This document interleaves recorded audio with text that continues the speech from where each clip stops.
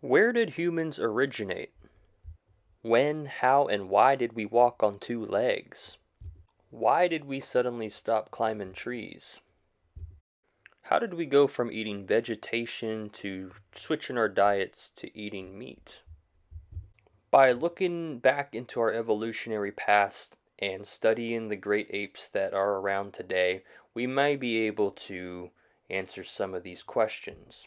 To understand ourselves, we must go back in time to the early stages of mankind, before the emergence of Homo sapiens, before the emergence of Homo erectus, before our own genus Homo, back to our predecessor, the ones who came before us, the Australopithecines.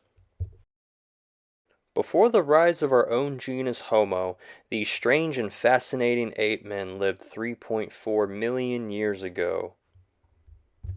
Australopithecus afarensis has lived over 4 times over our own species has been around. This species has survived for more than 900,000 years. Just think about that for a moment. There are roughly 8 recognized species of Australopithecus, but in this video I will focus on afarensis and africanus. So dive in with me and we'll explore the world of our forgotten ancestors. Australopithecus roamed in eastern Africa, predominantly in what is now known today as Ethiopia, Kenya, Tanzania, and as far south as South Africa. More than 300 individuals have been recovered from these sites. Alright, so now let's get physical here. Australopithecines are known to have very wide cheekbones from top to bottom, side to side. The upper jaw juts out past the face, giving them an orangutan-like snout appearance. The skull lacks a forehead, and the brain case behind the eye sockets narrow from side to side. Their brain was small, approximately 430 cubic centimeters. So did these guys have speech? Well, a small hyoid bone, which helps anchor the tongue and voice box, was found in a young Australopithecine, suggesting the species had a chimp-like voice box. In the Dikika site in Ethiopia, this hyoid bone was found in association with a 3-year-old female nicknamed Lucy's baby. The official name for this find is called Salam. I don't know if I'm saying that right, but it means peace in Ethiopia's primary language. Her legs show she could walk upright, and her long curved fingers show frequent tree climbing. It is now known that Australopithecus afarensis shared a chimp's fast growth rate, reaching adulthood much faster than humans. Australopiths show sexual dimorphism. Males were about twice the size as females. On average, they weighed 65 to 110 pounds, with a height of 3 to 4 feet 11 inches tall. Males typically had a large crest on top of their skulls, and the females did not. The next best fossilized remains we have gathered much of our info on this species is AL288-1. Okay, but dude, no one knows what that means. Okay, better yet, known as the most famous hominin or ancient individual of all time, Lucy. Donald Johanson and Maurice Tabe are credited for her discovery. Lucy got her name in 1974 when Johanson's team celebrated and the song by the Beatles, Lucy in the Sky with Diamonds, was playing in the background.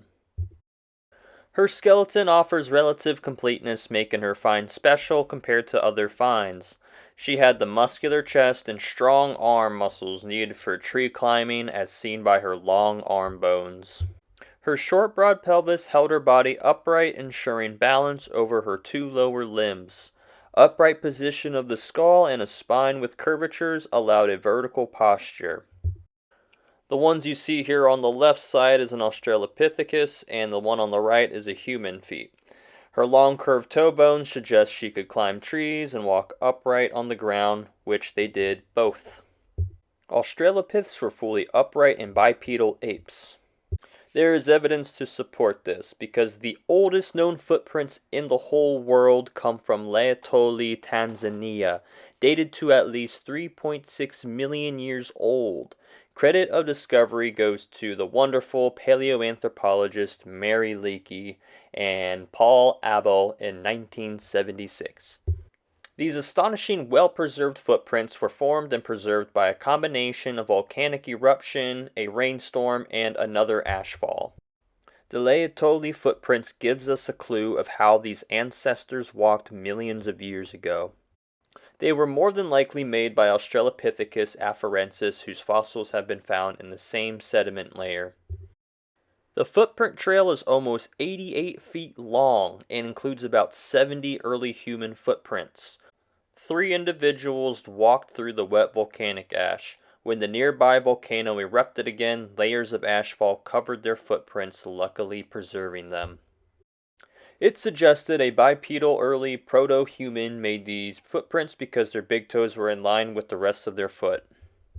The culprit was more human-like than ape-like. Apes such as chimps and gorillas have that prominent gap or divergence in their big toes that could help them climb and grasp material like a human thumb does. The pattern of the footprint shows that the heel of the foot hits first, followed by toes pushing off at the end of the stride, which is how modern humans walk. The only known hominin in the region at the time was Australopithecus afarensis. Fossils of the species were indeed found nearby and found in the same sediment layer. Australopithecus afarensis is the most likely candidate. Now let's discuss their diet. Stable carbon isotopic data from 20 samples of Australopithecus afarensis from the sites of Hadar and Dikika, Ethiopia, showed that this species consumed a diet with significant amounts of C4 foods that differed from their ancestor Australopithecus anamensis.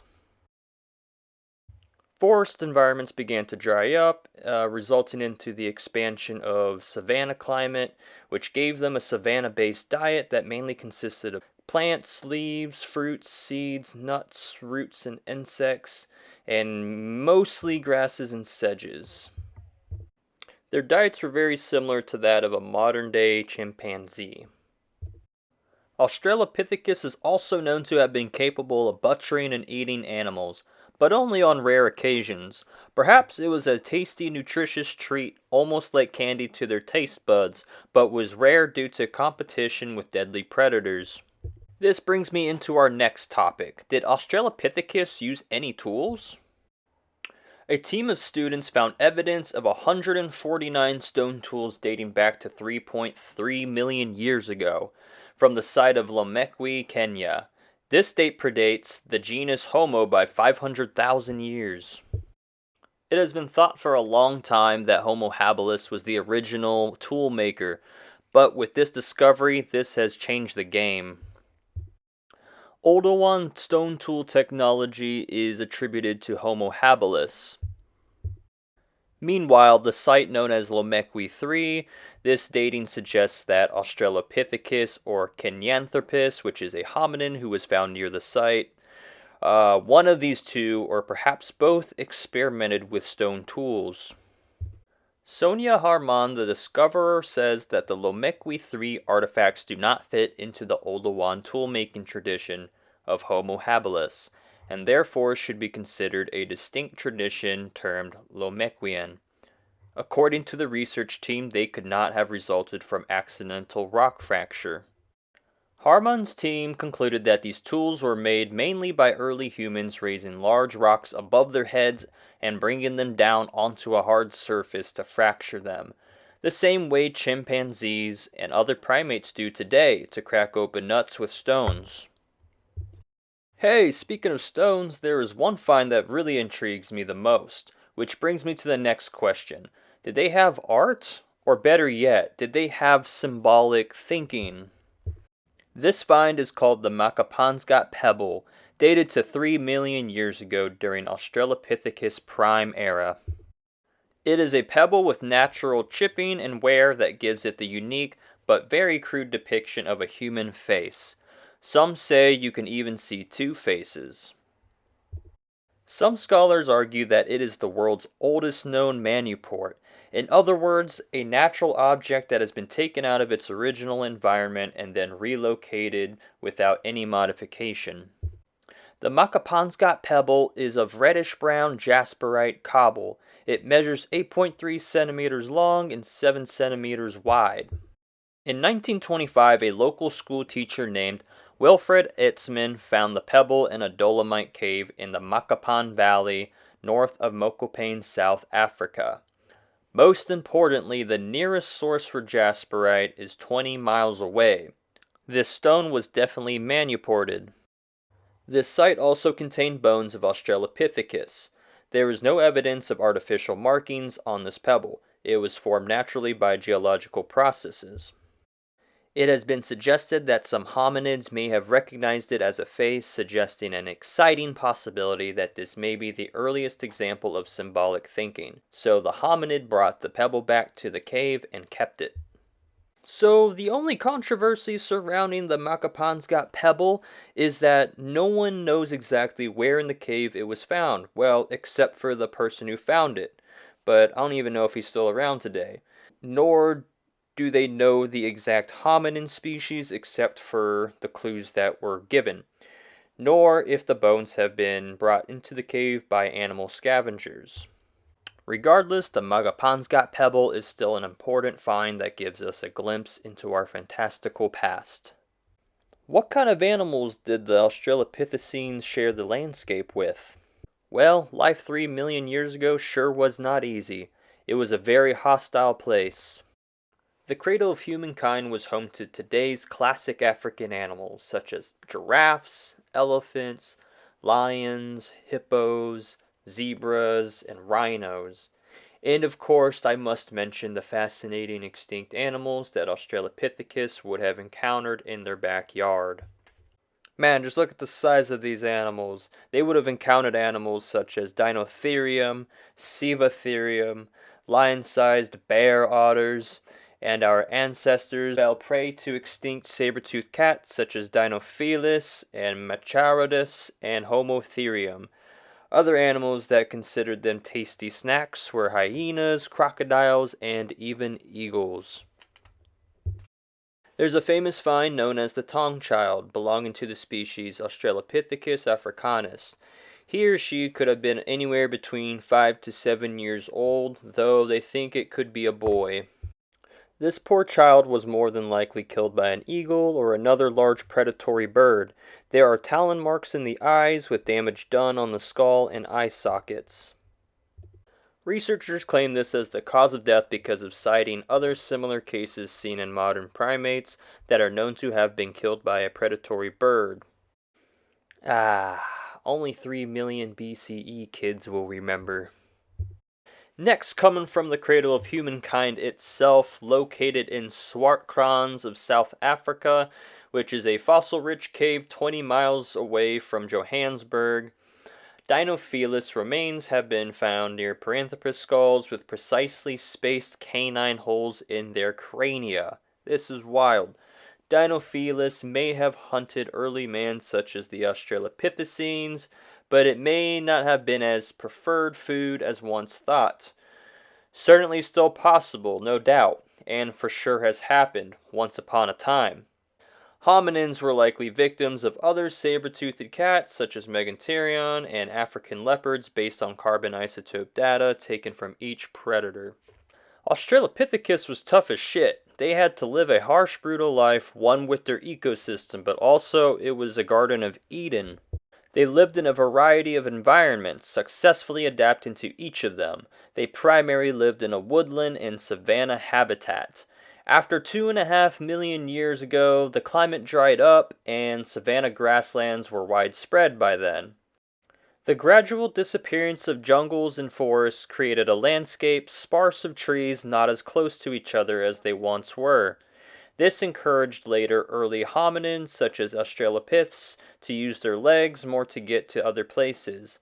Life on the ground was surely dangerous, but it took a while for them to quit clinging on to trees like the tree huggers they once were. So why did these bipedal apes go extinct? Australopithecus lived in a world, or a planet of the apes, sharing it with several other hominin species such as Paranthropus, Homo habilis, and Kenyanthropus. They would have competed for resources. In a climate that was always changing, you either had to adapt or die. Some Australopithecus evolved into the genus Homo, such as Habilis or Rudolfensis, and others did not adapt and they ended up falling behind. Because of this, another key factor that played a big role in their extinction was because of their competitors Homo habilis. They had a much better technological system than the other hominins. They were simply masters of using stone. But this is perhaps another topic for another day. So the next time you think about where we come from, just think about the Australopithecines, the ones who made it possible for our own genus, Homo, to be alive. Alright, thank you for watching, my fellow apes, hominins, hominoids.